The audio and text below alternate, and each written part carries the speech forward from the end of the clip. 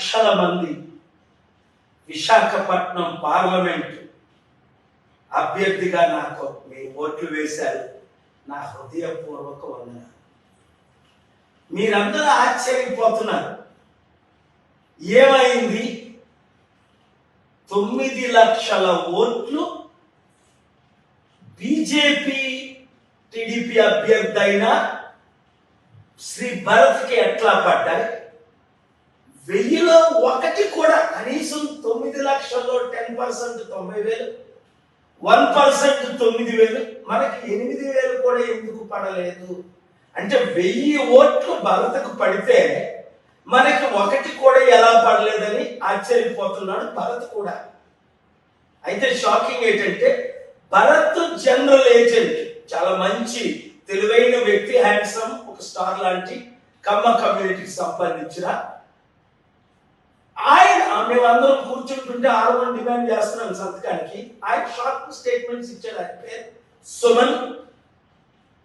ఆయన Visakhapatnam bar association కి మాజీ ప్రెసిడెంట్, హైలీ ఎడ్యుకేటెడ్, చాలా మంచి ఆయనలా కనబడ్డాడు. పరిచయం చేసుకొని మేమందరం ఉంటుండగా, సార్ మోదీ గారి దయతో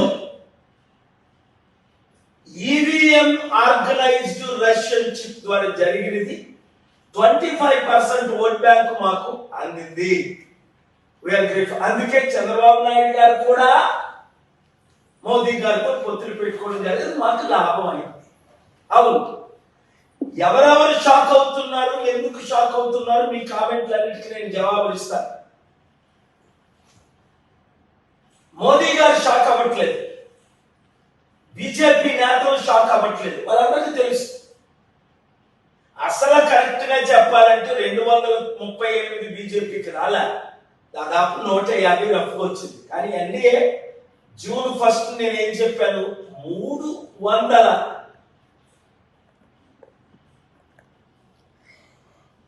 ఓటమితో బీజేపీ గవర్నమెంట్ ఫార్మ్ చేస్తుంది, మోదీ నెక్స్ట్ ప్రధానమంత్రి అని.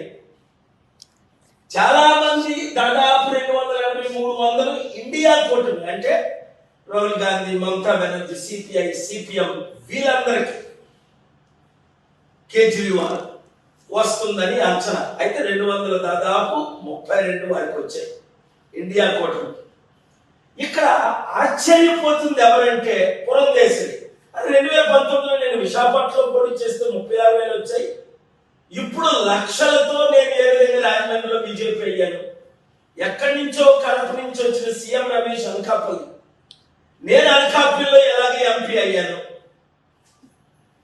ఇలాగ బీజేపీ నాయకులందరూ ఆశ్చర్యపోతున్నారు. దేశ నాయకులు కాదు, నేను రాష్ట్ర నాయకుల గురించే నేను చెప్తున్నాను.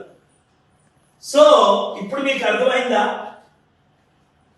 ఆశ్చర్యం ఏమిటంటే చంద్రబాబు నాయుడు గారు, పవన్ కళ్యాణ్, లోకేష్ షాక్ అవుతున్నాడు. పవన్ కళ్యాణ్ చూడండి, ఏం చెప్పాలో అర్థం అవట్లేదు.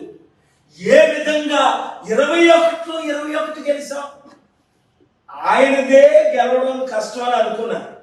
అయితే జగన్మోహన్ రెడ్డి గారు ఎక్కువ షాక్ గురయ్యారు. ఆయన చెప్పలేకపోయారు. ఎందుకు? 32 కేసులు ఉన్నాయనా, 12 కేసులు. మాకు ఆశ్చర్యం అయ్యింది. మేము ఇన్ని సేవలు చేశాము, ఆరామస్థాన్ సర్వే ప్రకారం 94 నుంచి 104 రావాలి, మాకు ఎందుకు రాలేదు? ఇన్ని కోట్ల మంది లక్షలకు 2,70,000 కోట్లు డైరెక్ట్ ట్రాన్స్ఫర్ చేశాం. అవును, అవన్నీ సత్యాలే. ఆయన చెప్పలేదు, నేను చెప్పగలను. ఎందుకంటే నేను మీ కొరకు ఫైట్ చేస్తాను. ఫస్ట్ మన గురించి మనం మాట్లాడదాం. విశాఖపట్నం కొంతమంది కామెంట్స్ ఏం పెడుతున్నారు, మరి అయోధ్యలో ఎందుకు బీజేపీ తక్కువ ఓట్లతో గెలుస్తుంది?